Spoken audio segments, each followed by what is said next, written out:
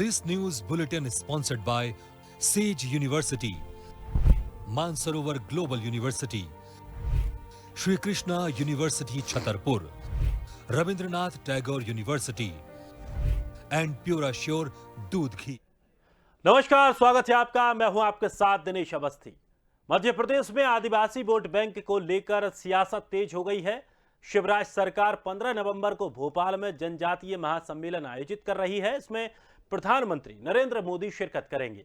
तो वहीं अब कांग्रेस ने भी इसी दिन जबलपुर में जनजातीय सम्मेलन का ऐलान किया है। इसमें कांग्रेस अध्यक्ष पूर्व मुख्यमंत्री कमलनाथ शामिल होंगे। तो जबलपुर में आदिवासी सम्मेलन कर कांग्रेस बीजेपी को अपनी ताकत बताने जा रही है। सम्मेलन में प्रदेश भर से आदिवासियों को आमंत्रित किया गया है। सम्मेलन की पूरी जिम्मेदारी पूर्व वित्त मंत्री तरुण भनोट को सौंपी गई है और इससे पहले 18 सितंबर को जबलपुर में राजा शंकर शाह रघुनाथ शाह के शहीदी दिवस पर बीजेपी के आयोजन में केंद्रीय गृह मंत्री अमित शाह शामिल हुए थे। शाह के बाद अब मोदी के दौरे को भी आदिवासियों को 2023 के चुनाव के लिए लुभाने की कोशिश के रूप में देखा जा रहा है। वजह है कि राज्य में 43 समूहों वाले आदिवासियों की आबादी 2 करोड़ से ज्यादा है, जो कि 230 में से 84 विधानसभा सीटों पर अपना सीधा सीधा असर डालती हैं। मध्य प्रदेश में 2018 के विधानसभा चुनाव में बीजेपी को आदिवासियों ने बड़ा नुकसान पहुंचाया था। आपको बता दें कि आदिवासियों पर सियासत विधानसभा के मानसून सत्र के दौरान शुरू हुई थी।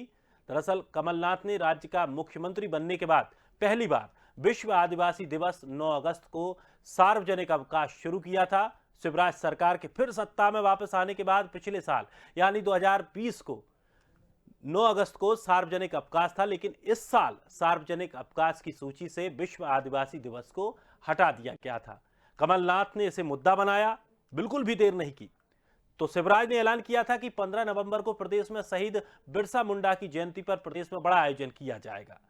आदिवासी वोट बैंक को साधने के लिए कांग्रेस बीजेपी आमने सामने आ गए हैं। कांग्रेस के प्रदेश अध्यक्ष और पूर्व मुख्यमंत्री कमलनाथ ने उपचुनाव से पहले बड़वानी से आदिवासी अधिकार यात्रा निकाली थी, तो बीजेपी हमलावर हो गई।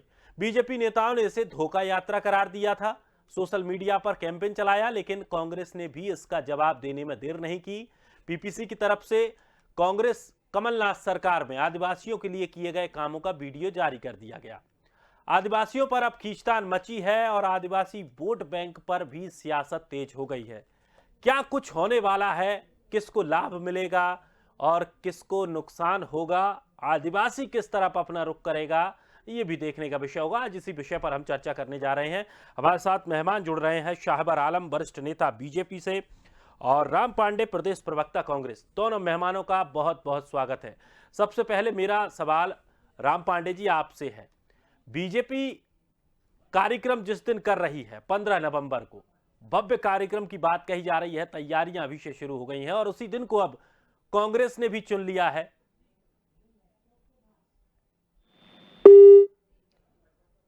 पांडे जी, आप तक आवाज पहुंच रही है? चलिए जुड़ने की कोशिश करते हैं। मैं टीम से कहूंगा जल्द से जल्द पांडे जी को जोड़ें। हमारे साथ शाहबर आलम जी लगातार बने हुए हैं। शाहबर जी, 15 नवंबर को भोपाल में बीजेपी का एक बड़ा कार्यक्रम होना है, उसमें खुद प्रधानमंत्री नरेंद्र मोदी यहां पर आने वाले हैं और इसकी तैयारियां बड़े जोरों शोरों से की जा रही हैं। तमाम विभाग बनाए गए हैं, बड़ी बड़ी जिम्मेदारियां सौंपी गई हैं। अब उसी दिन कांग्रेस भी एक कार्यक्रम करने जा रही है। किस तरह से देखते हैं पूरे दोनों कार्यक्रमों को? देखिए, ऐसा है अवस्थी जी, केंद्र की नरेंद्र मोदी जी की सरकार केवल आदिवासियों के लिए ही नहीं बल्कि सभी वर्ग और जातियों का समावेश करके सबका साथ सबके विकास को लक्ष्य को पूरा कर रही है। इसीलिए उनकी कैबिनेट में 27 राज्यों से 27 ओबीसी, 12 दलित, 8 आदिवासी, 5 अल्पसंख्यक और 11 महिलाओं को स्थान दिया गया है। और आदिवासी समुदाय यहाँ अति पिछड़ा है, इसमें कोई शक नहीं है। उसके विकास के लिए ही योजनाएं बन रही हैं केंद्र में भी और राज्य सरकार में। तो ये कोई राजनीति वाली बात नहीं है। अगर किसी समुदाय का उत्थान के लिए भारतीय जनता पार्टी आगे आ रही है, सरकार आगे आ रही है, तो इसका स्वागत स्वयं आदिवासी समाज भी कर रहा है, जिसका लाभ हमें अभी उपचुनाव में जोबट में भी देखने को मिला है। लेकिन कांग्रेस भी यही कर रही है, कांग्रेस भी ये कह रही है कि उनको सम्मान मिलना चाहिए, उसको लेकर वो भी कार्यक्रम करने जा रही है। करना चाहिए उनको भी, लेकिन आदिवासी समुदाय वर्तमान में किसके साथ है ये स्पष्ट हो चुका है, और आगे भी आदिवासी समुदाय भारतीय जनता पार्टी के नेतृत्व पर ही विश्वास करेगा और अभी वर्तमान में कर रहा है। लेकिन पिछले चुनावों में कुछ गलती हुई थी। देखिए 2018 में आदिवासियों ने, इसमें कोई शक नहीं है कि कमलनाथ जी के नेतृत्व में वोट अधिक दिया, क्योंकि उसमें भारतीय जनता पार्टी की कुछ सीटें कम हुई, केवल 18 सीटों पर भारतीय जनता पार्टी विजय हुई थी, जबकि इससे पहले 2013 में संख्या आदिवासियों की भाजपा में अधिक थी। तो आदिवासियों पर भरोसा किया था कमलनाथ जी पर आदिवासियों ने, लेकिन उनके साथ क्या हुआ, वो सरकार 15 महीने भी नहीं चला पाए और सरकार गिर गई। इसीलिए अब ये तो आदिवासी समुदाय को पूर्ण विश्वास है कि भारतीय जनता पार्टी की मजबूत सरकार ही उनका उत्थान कर सकेगी। जी चलिए पांडे जी, किस तरह से देखते हैं दोनों कार्यक्रमों को? बीजेपी एक 15 नवंबर को बड़ा कार्यक्रम कर रही है जिसमें खुद प्रधानमंत्री आ रहे हैं, दूसरी तरफ कांग्रेस भी एक बड़ा कार्यक्रम करने जा रही है। देखिए, जब से देश स्वतंत्र हुआ है, आप तब से देखिए कि आदिवासी समाज हमारे देश में बहुत पिछड़ा हुआ था, उन्हें बराबरी का अधिकार नहीं था। जब देश स्वतंत्र हुआ, संविधान बना, तो उन्हें बराबरी का अधिकार भी दिया गया, उन्हें वोट डालने का भी अधिकार भी दिया गया और उनको हर तरह का रिजर्वेशन दिया गया। शिक्षा में भी रिजर्वेशन दिया गया, विधानसभा में भी दिया गया, पंचायत में भी दिया गया, सांसदों में भी दिया गया, संसद में भी दिया गया। आज पूरे हिंदुस्तान में यदि कहीं IAS IPS दिख रहे हैं या सरकारी कर्मचारी दिख रहे हैं, आदिवासी हों या दलित हों, वह कांग्रेस के कारण ही है। जो भी विधायक, अभी ये जो बीजेपी के प्रवक्ता बात कर रहे थे कि कभी हमारे 18 थे, कभी 10 थे, कभी 25 थे, आज यदि भारतीय जनता पार्टी में भी जो आदिवासी विधायक और सांसद हैं, वह भी कांग्रेस की देन है, क्योंकि कांग्रेस ने ही ये कानून बनाया था कि विधायक की सीट आदिवासियों के लिए, दलितों के लिए रिजर्व रहेगी। सांसदों की सीट आज भारतीय जनता पार्टी में भी जो सांसद हैं, वह भी कांग्रेस की देन है। आज मध्य प्रदेश सहित पूरे देश में यदि कोई सरपंच आदिवासी है, जनपद सदस्य आदिवासी है, जिला पंचायत सदस्य आदिवासी है, जिला पंचायत अध्यक्ष आदिवासी है, तो वह काम कांग्रेस ने किया था। अब चूंकि बिरसा मुंडा जी की जयंती है, तो 1949 में इंजीनियरिंग कॉलेज की स्थापना नेहरू जी ने बिरसा मुंडा जी के नाम से की थी, जो आज देश का सर्वोच्च इंजीनियरिंग कॉलेज माना जाता है, bits Sindri, Birsa Munda institute of technology Sindri. ठीक है, रांची में बिरसा मुंडा जी के नाम पर एयरपोर्ट बनाया, बिरसा मुंडा जी के नाम पर एग्रीकल्चर यूनिवर्सिटी बनाई। तो आदिवासियों को हमने हमेशा सम्मान दिया। यदि हम मध्य प्रदेश की ही हम बात कर लें आदिवासियों के लिए, तो सबसे ज्यादा आदिवासियों के क्षेत्रों में हमने स्कूल खोले, हमने अस्पताल खोले, सारी व्यवस्थाएं दी। लेकिन वर्तमान सरकार में क्या है, आदिवासी क्षेत्रों में स्कूल तो खुल गए, लेकिन उसमें टीचर नहीं है, उनमें पानी की व्यवस्था नहीं है, उसमें बिजली नहीं है। हमने अस्पताल खोल दिए थे, अस्पताल में डॉक्टर भी थे, कंपाउंडर भी थे, नर्स भी थी, लेकिन आज की तारीख में आदिवासी क्षेत्रों में ये नहीं है। अभी शिवराज सिंह जी आदिवासी क्षेत्रों में गए थे, तो ये बड़ा दुर्भाग्य है कि ये आदिवासियों से कहते हैं कि आप जो शराब बनाते हैं, इस शराब को मैं बिकवाऊंगा। आप और हम सब जानते हैं कि उस शराब के कारण आदिवासी समाज का बहुत बड़ा नुकसान हो रहा है, और आदिवासी समाज का ही नहीं, उस शराब से पूरे देश का नुकसान हो रहा है। कई बार जहरीली शराब बन जाती है, और शिवराज सिंह जी ने केवल वो जोवट वाली विधानसभा जीतने के लिए वहां जाकर बोल दिया था कि मैं आपकी शराब को बिचवाऊंगा। कुछ दिन पहले अमित शाह जी भी आए थे, उन्होंने भी सम्मेलन किया था। तो मध्य प्रदेश भारतीय जनता पार्टी के आदिवासी नेता है विजय शाह, मंच की तो बात छोड़ दिए, उनको अंदर तक घुसने भी नहीं दिया गया था। 15 नवंबर को आ रहे हैं, आज की घटना देख लीजिए, छतरपुर में कलेक्टर उस विधायक को मिलने का समय नहीं दे रहा है जो आदिवासी और दलित है, उसको धरने पर पड़ रहा है। वो कह रहा है मैं गरीब हूँ, आदिवासी हूँ, दलित हूँ, तो कलेक्टर मुझे मिलने का समय नहीं दे रहा। ये आज की घटना है। 14 बच्चे अभी भोपाल में जलकर मर गए हैं। शिवराज जी से 1 किलोमीटर दूर भी वो हॉस्पिटल नहीं है, लेकिन शिवराज जी अभी उस हॉस्पिटल में नहीं गए। 5000 बसों की व्यवस्था कर रहे हैं कि पूरे मध्य प्रदेश से जनता को कैसे ढोया जाए, कैसे बसों की व्यवस्था की जाए। सारे मंत्री बसों को ढोने में, और मोदी जी के इवेंट को, उन्हें तो इवेंट करना होता है, चाहे वो कहीं भी करें, उन्हें इससे मतलब नहीं। अभी जो देश का जो रिजल्ट आया है, उसमें से 29 विधानसभा में से भारतीय जनता पार्टी मात्र 7 जीती है, 22 हारी है। तब इनको समझ में आया है कि अरे महंगाई भी कम करना चाहिए। तब इन्होंने पेट्रोल डीजल में थोड़ी सी राहत दी। पहले मानने को तैयार ही नहीं थे कि महंगाई है। जब ये चुनाव हारते हैं तब इनको समझ में आता है कि अरे हमारे देश में तो आदिवासी हैं। मोदी जी को 7 साल से आदिवासी नहीं दिखाई दिए, शिवराज सिंह को 17 साल से आदिवासी नहीं दिखाई दिए। अब ये चूंकि बुरी तरह से हारे हैं, 3 लोकसभा में से 2 लोकसभा हारे हैं, जब पूरे देश का जो मिजाज है वो इनके विरोध में जा रहा है, तब ये अब नौटंकी करने के लिए आ रहे हैं। और ये शुद्ध नौटंकी हो रही है। पूरे मंत्रियों को लगा दिया गया है, बसें लगा दी गई हैं। चलिए शाहबाज जी, एक बात अगर बात कही जाए कि चलिए बीजेपी 17 साल तक उसका शासन रहा, अभी भी चल रहा है, अगर प्रदेश नेतृत्व को बात करें तो प्रदेश नेतृत्व में शीर्ष स्थान पर कितने आदिवासियों को आपने जगह दी है? देखिए, ऐसा है, आदिवासियों के उत्थान के लिए केंद्र और राज्य की सरकार काम कर रही है। हमारे साथी प्रवक्ता पांडे जी ने कहा कि आदिवासियों के लिए बहुत काम किए हैं और बाद में फिर ये भी कहा कि टीचर उपलब्ध नहीं है।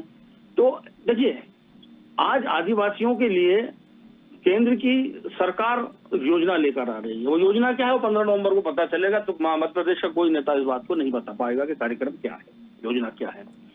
तो इसमें तकलीफ क्या हो रही है? अगर भारतीय जनता पार्टी आदिवासियों के लिए, उनके उत्थान के लिए आगे आ रही है, केंद्र और राज्य की सरकार उनके उत्थान के लिए कार्य कर रहे हैं, तो इनको पेट में दर्द क्यों हो रहा है? और सवाल इस बात का है, आप पूरे देश की बात कर रहे हैं, आप देश में किन किन राज्यों में हैं? 3.5 राज्यों में आपकी सरकार है, जो वहां भी झगड़े चल रहे हैं।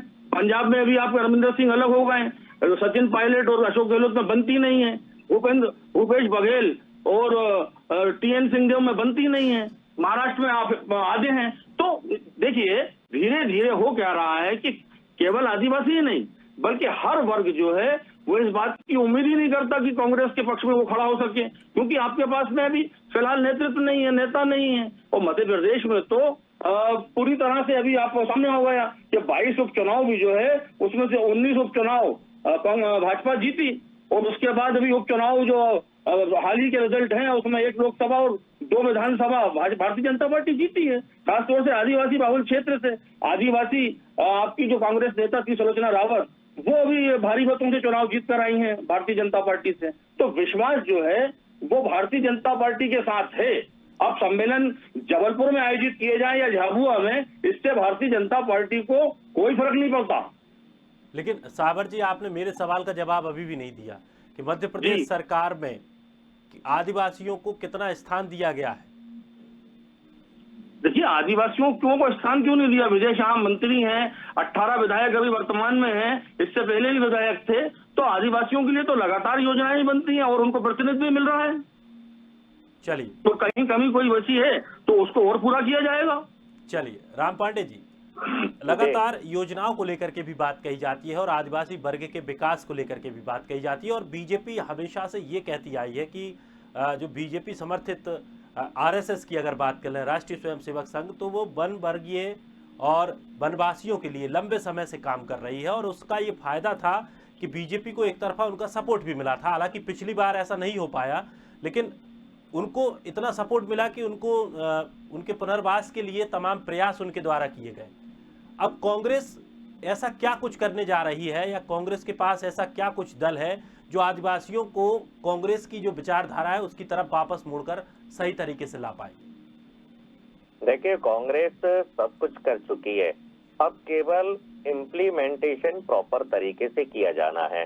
जैसे कि मैंने बताया था कि स्कूल, कॉलेज और विद्यालय सब जगह खोल दिए गए, अस्पताल सब जगह खोल दिए गए।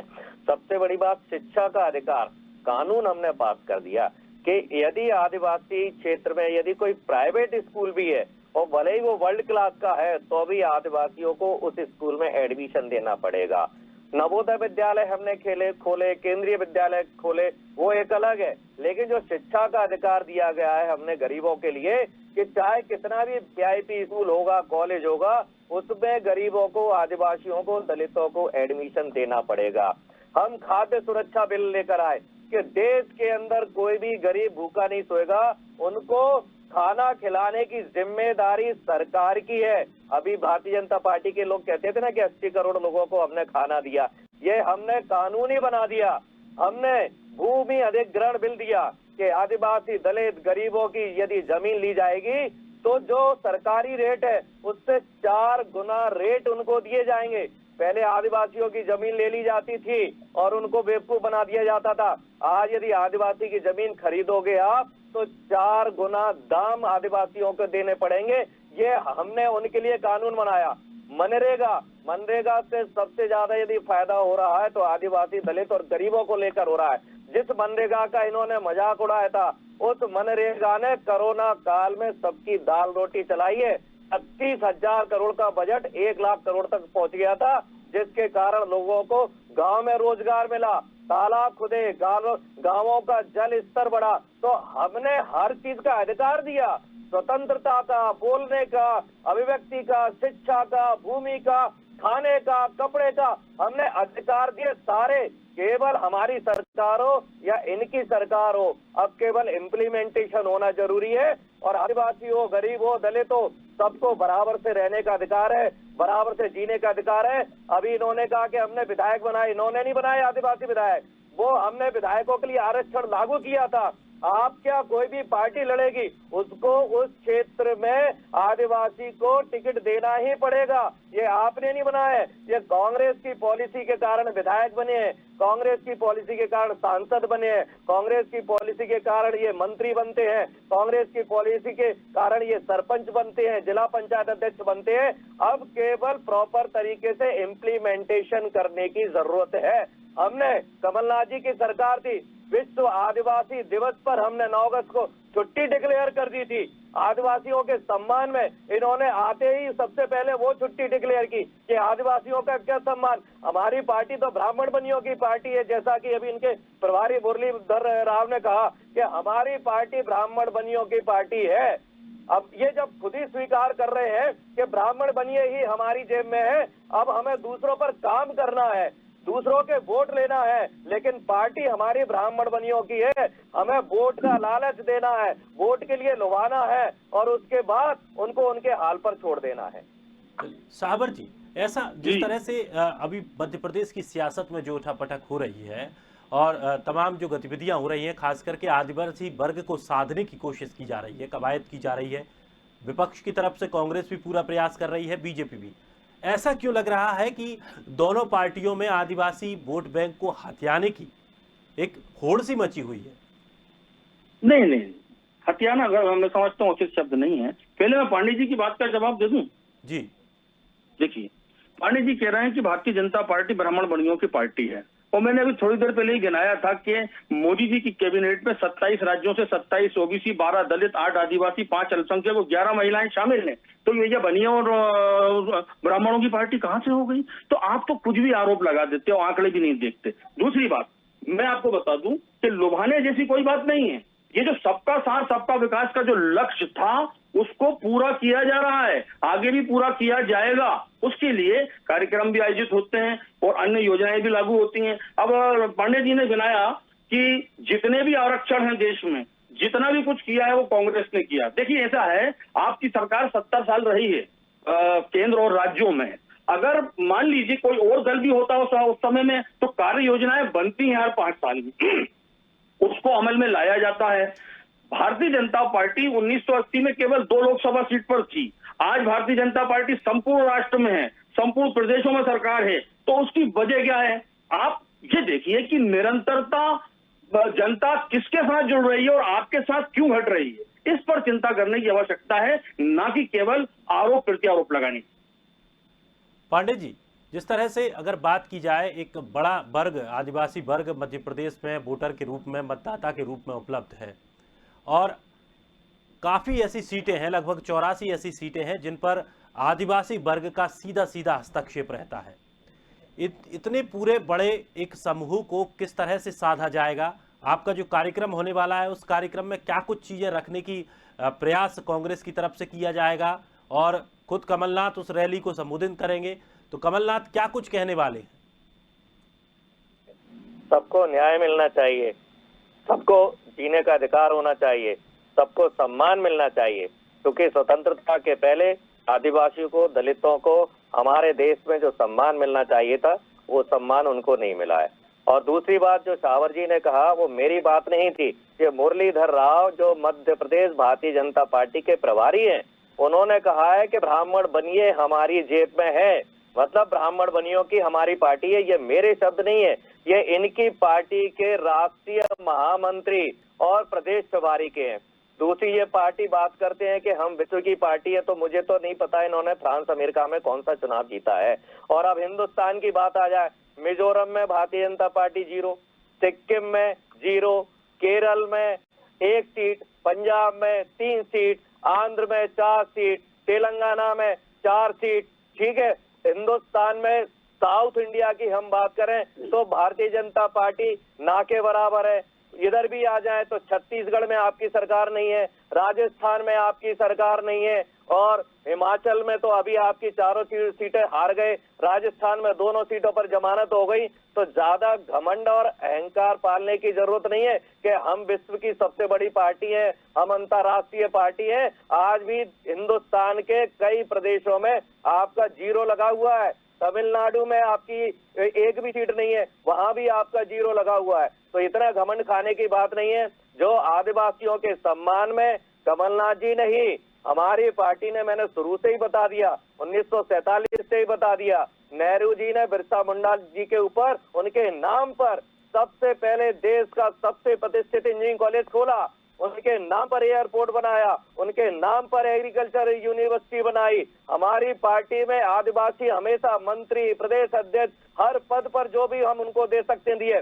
और जो कमलनाथ जी जो जा रहे हैं तो उनके अधिकारों की बात कर रहे हैं, उनको एक विश्वास दिला रहे हैं कि कांग्रेस पार्टी आपके साथ है, आपके साथ डरने की जरूरत नहीं है। क्योंकि आपने देखा होगा अभी नेमावर में आदिवासियों को गड्ढा खोदकर जिंदा गाड़ दिया, और ये नेमावर जैसी घटना आदिवासियों के साथ में भारतीय जनता पार्टी के राज में लगभग रोज हो रही है। तो हम उनके दुख दर्द में हमेशा खड़े हुए हैं, उनको समझा रहे हैं कि कांग्रेस पार्टी है, आपको डरने की जरूरत नहीं है।